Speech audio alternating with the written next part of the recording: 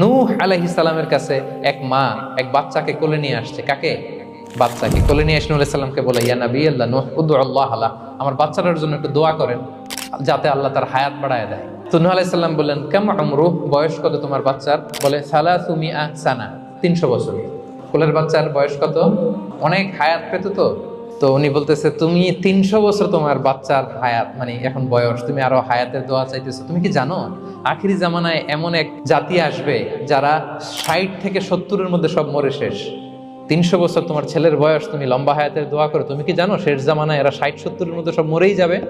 এই মহিলা তো অবাক, তাই নাকি 70-এ মরে যাবে?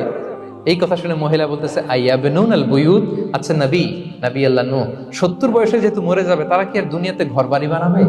কেন মহিলার ধারণা 70 বছর যেহেতু হায়াত, ঘরের তো আর প্রশ্নই আসে না, এটা তো এমনি সেমনি কাটায় চলে যাবে। আজকে যদি আয়না দেখাইতে পারতাম ওই বুড়ির